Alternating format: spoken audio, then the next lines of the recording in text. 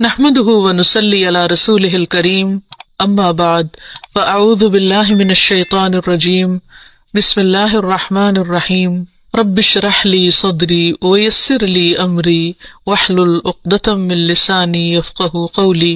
السلام علیکم ورحمۃ اللہ وبرکاتہ۔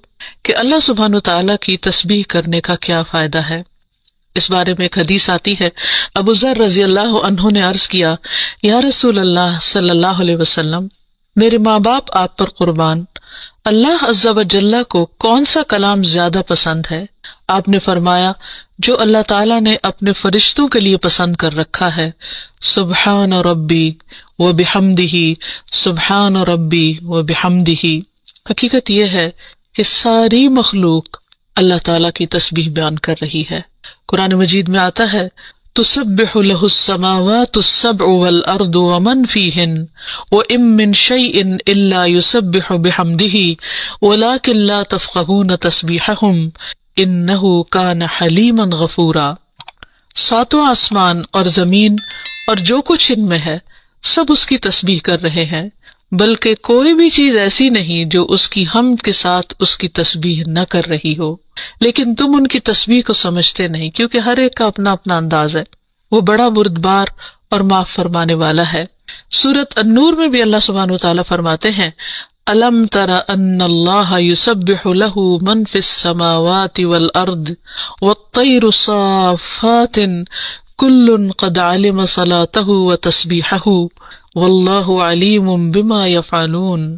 کیا تم دیکھتے نہیں کہ آسمانوں اور زمین میں جو کچھ ہے اور فضا میں پر پھیلائے ہوئے پرندے سبھی کے سب یہ اللہ کی تسبیح کر رہے ہیں۔ ہر مخلوق کو اپنی نماز اور تسبیح کا طریقہ معلوم ہے اور اللہ اسے خوب جاننے والا ہے جو وہ کرتے ہیں۔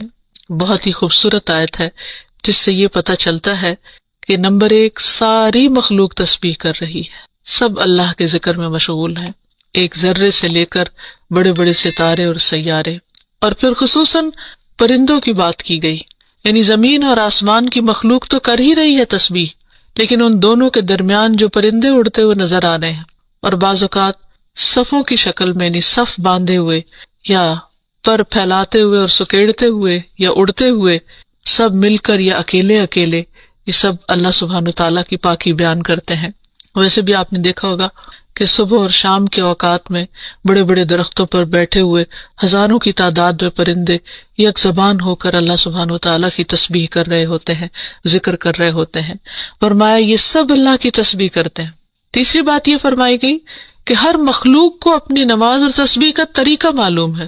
کس قدر دلچسپ اور خوبصورت بات ہے کہ پرندہ ہو یا چیونٹی ہو یا کوئی بڑے سے بڑا جانور ہو یا ستارہ اور سیارہ ہو، ہر ایک کو تسبیح بھی معلوم ہے، یعنی اللہ کا ذکر کیسے کرنا ہے، اور یہ بھی معلوم ہے کہ اس کا کام کیا ہے، وہ کیوں پیدا کیا گیا ہے، یعنی اس کو اپنے مقصد زندگی کا بھی معلوم ہے، اور پھر اللہ تعالیٰ کی عبادت اور اطاعت کے طریقے کیا ہیں، اس کے لیے کون سی راہیں مقرر کر دی گئی ہیں، یہ بھی اس کو خوب معلوم ہے۔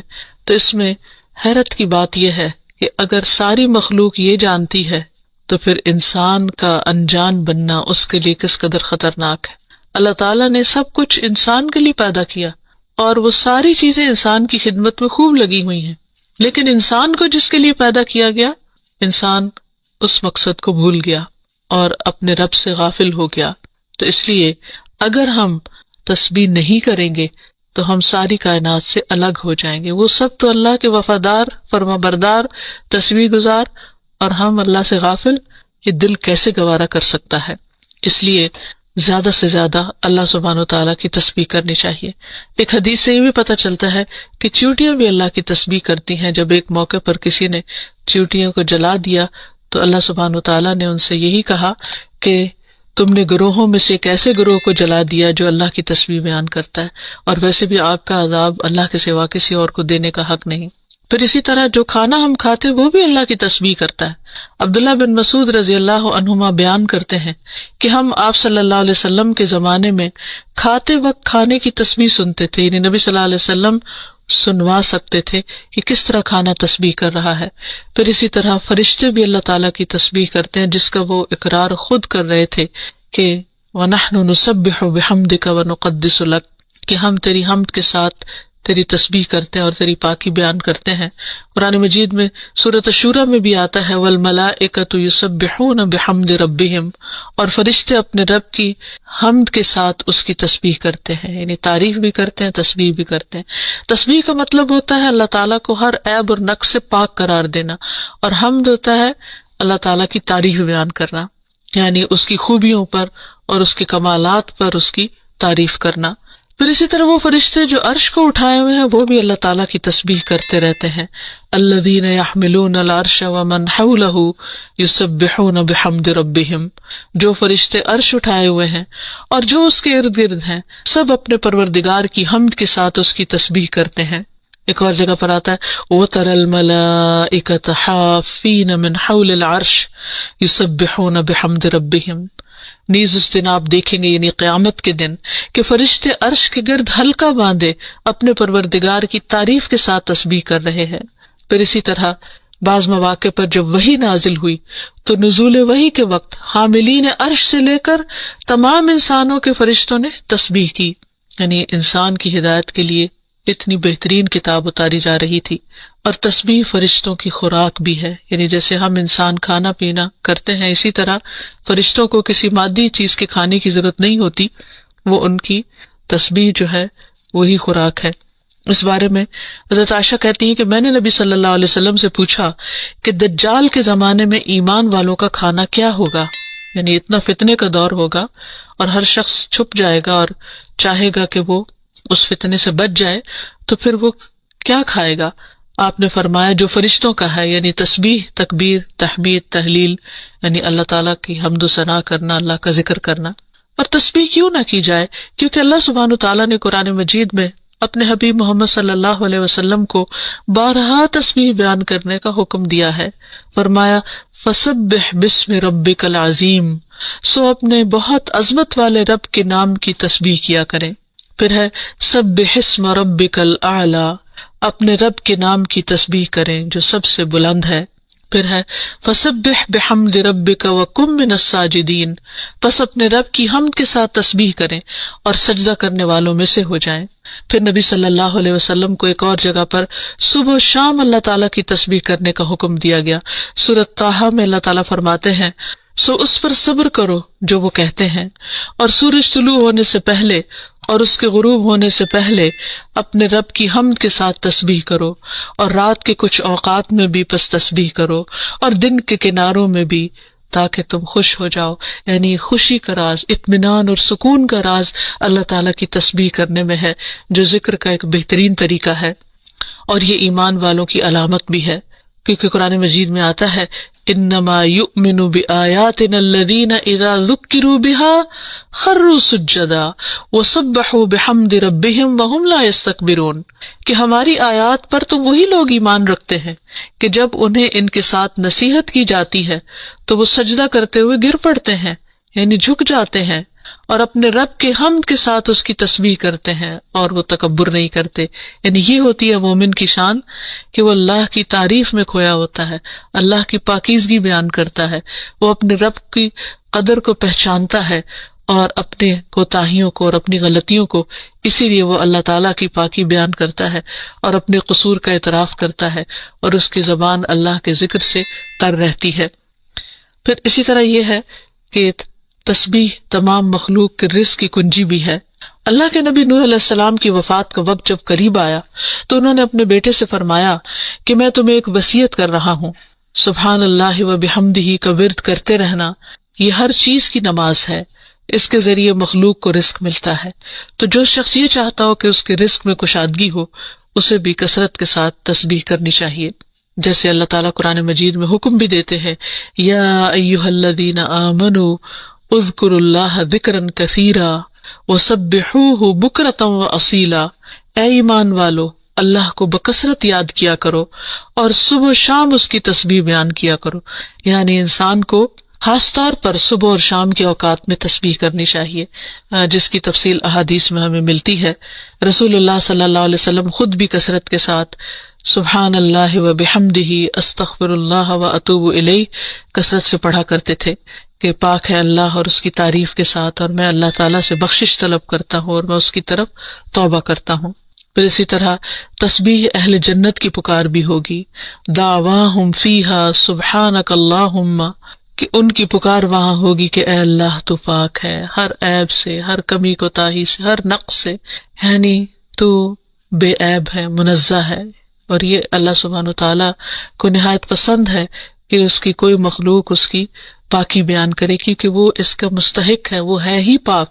پھر یہ ہے کہ اہل جنت بھی صبح و شام اللہ تعالیٰ کی تسبیح بیان کریں گے، اس لیے ضروری ہے کہ انسان یہ سلسلہ دنیا سے ہی شروع کر دے۔ اہل جنت کی تسبیح جو ہے وہ ان کی سانسوں میں جاری کر دی جائے گی، اور پھر جو لوگ اللہ تعالیٰ کی تسبیح نہیں کرتے وہ دراصل بد نصیب ہیں، کیونکہ وہ اتنی بڑی خیر سے محروم ہو رہے ہیں جو دنیا میں ان کے لیے سکون کا باعث ہے اور آخرت میں ان کے لیے رب کے قرب کا ذریعہ ہوگی۔ تسبیح کے لیے جو الفاظ استعمال ہوتے ہیں اس میں سبحان اللہ و بحمدہ، سبحان ربی الاعلی، سبحان ربی العظیم، یہ تمام کلمات جو ہیں یہ تسبیح کے ہیں۔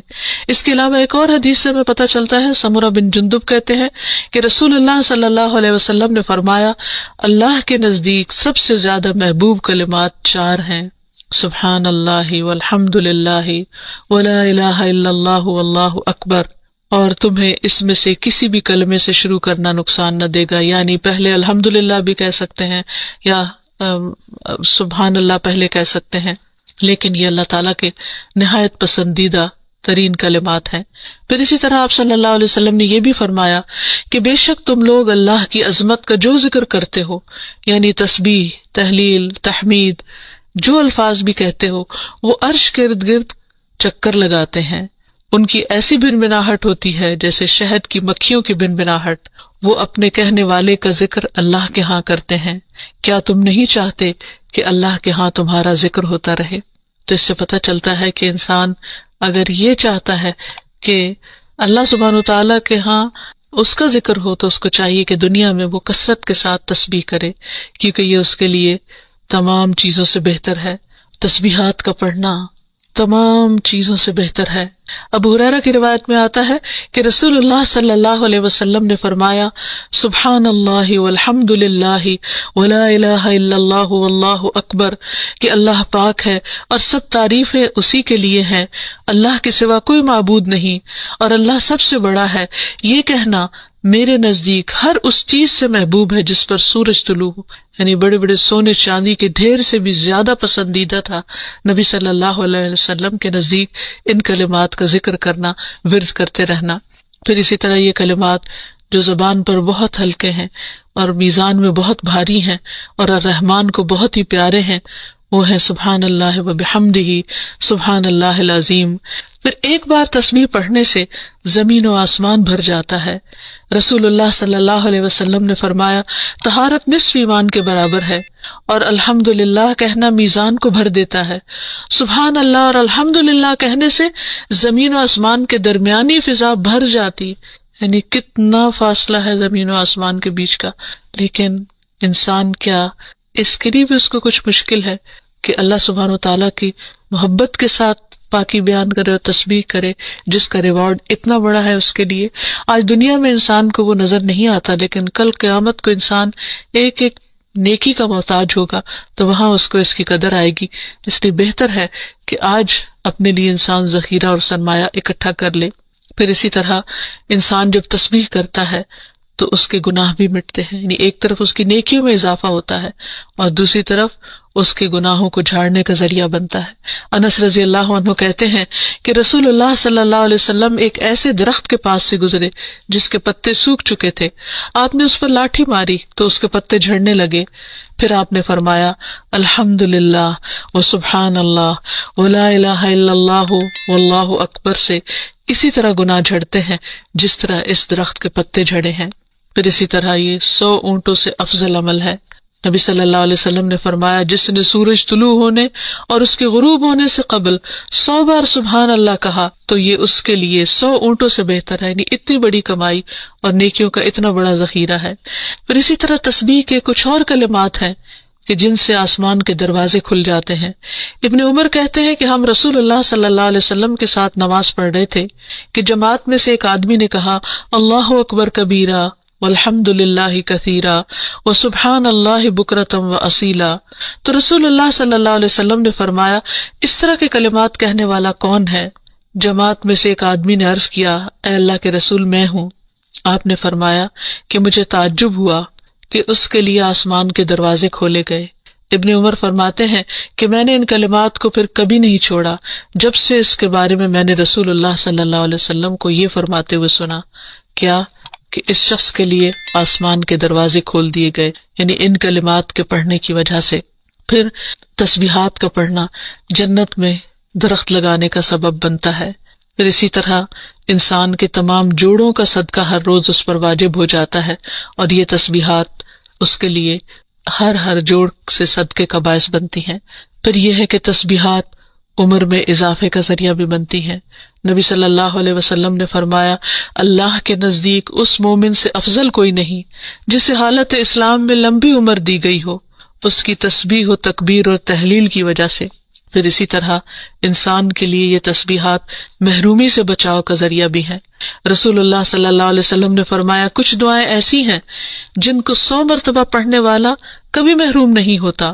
سبحان اللہ والحمد للہ ولا الہ الا اللہ واللہ اکبر، یعنی جب انسان کو کوئی حاجت ہو، کوئی ضرورت ہو، کوئی مشکل ہو، کوئی پریشانی ہو، تو اللہ سبحانہ وتعالیٰ کا ان الفاظ کے ساتھ ذکر کرنا شروع کر دے، تسبیح کرنا شروع کر دے، کیونکہ یہ باقی رہنے والی نیکیاں ہیں اور دنیا میں بھی انسان کو فائدہ دیتی ہیں اور آخرت میں بھی انسان کے لیے آگ سے بچاؤ کا ذریعہ ہے۔ حدیث میں آتا ہے رسول اللہ صلی اللہ علیہ وسلم نے فرمایا اپنا بچاؤ حاصل کر لو۔ صحابہ نے عرض کیا اللہ کے رسول کیا دشمن آ گیا؟ آپ نے فرمایا نہیں، لیکن جہنم سے تمہارا بچاؤ سبحان اللہ والحمد للہ ولا الہ الا اللہ واللہ اکبر سے ہے، اور یہی کلمات باقیات صالحات ہیں۔ پھر اسی طرح دل کی گھٹن اور سینے کی تنگی کا علاج بھی تسبیح میں ہے۔ پریشانی، ڈر اور خوف کو دور کرنے کا ذریعہ بھی تسبیحات ہیں۔ تو ہر موقع کی مناسبت سے انسان کو تسبیح کرتے رہنا چاہیے۔ جب نعمت کی تکمیل ہو، جیسے نبی صلی اللہ علیہ وسلم نے جب اپنا مشن مکمل کر لیا اور اللہ سبحانہ وتعالیٰ نے ان کی گواہی دے دی کہ ان کا کام پورا ہو چکا ہے، تو اس وقت یہ صورت نازل ہوئی اذا جاء نصر اللہ والفتح ورأیت الناس يدخلون فی دین اللہ افواجا فسبح بحمد ربک واستغفر انہ کان توابا۔ جب اللہ کی مدد اور فتح آ جائے اور تو لوگوں کو دیکھے کہ وہ اللہ کے دین میں فوج در فوج داخل ہو رہے ہیں، تو اپنے رب کی حمد کے ساتھ تسبیح کرو اور اس سے بخشش مانگو، بے شک یقیناً وہ بڑا توبہ قبول کرنے والا ہے۔ پھر اسی طرح یہ ہے کہ انسان کو صبح و شام سبحان اللہ و بحمدہ کی تسبیح کرنی چاہیے۔ جو ایسا کرے اس کے تمام گناہ معاف کر دیے جاتے ہیں، خاص سمندر کی جھاگ برابر ہی کیوں نہ ہو۔ پھر خصوصاً فجر کے بعد انسان 3 بار یہ کلمات پڑھے، سبحان اللہ و بحمدہ عدد خلقہ و رضا نفسہ و زنۃ عرشہ و مداد کلماتہ۔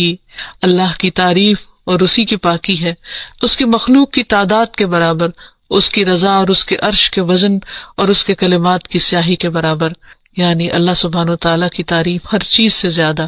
پھر اسی طرح یہ ہے کہ فجر کے بعد اور عصر کے بعد خصوصی طور پر تسبیح کا وقت ہوتا ہے اور ساری مخلوق اس وقت تسبیح میں مشغول ہوتی ہے۔ پھر رکوع اور سجدوں میں اللہ تعالیٰ کی تسبیح بیان کرنی چاہیے۔ نماز کے بعد تسبیحات فاطمہ پڑھنی چاہیے۔ سوتے وقت وہ تسبیحات پڑھنی چاہیے جو نبی صلی اللہ علیہ وسلم نے حضرت فاطمہ کو سکھائی تھی۔ پھر اسی طرح نبی صلی اللہ علیہ وسلم رات کو جب تک نیند نہیں آتی تھی مسلسل تسبیح کرتے رہتے تھے۔ پھر اسی طرح قرآن مجید پڑھتے ہوئے جو آیات آپ کو خوش کرتی ہیں ان پر آپ اللہ سبحانہ وتعالیٰ کی تسبیح بیان کرتے۔ پھر اسی طرح بجلی کڑکنے پر یسبح الرعد بحمدہ والملائکۃ من خیفتہ کا پڑھنا۔ پھر بلندی سے اترتے وقت سبحان اللہ کی تسبیح کرنا۔ پھر جب کوئی چیز انسان کو فیسینیٹ کرے، تعجب ہو، کوئی چیز حیران کرے یا اچھی معلوم ہو، اس وقت سبحان اللہ کہنا۔ یہ تمام چیزیں سنت سے ثابت ہیں۔ اللہ تعالیٰ سے دعا ہے کہ وہ ہمیں ان لوگوں میں شامل کر لے جو اس کی تسبیح کرنے سے محبت رکھتے ہیں۔ وآخر دعوانا ان الحمد للہ رب العالمین۔ السلام علیکم ورحمۃ اللہ وبرکاتہ۔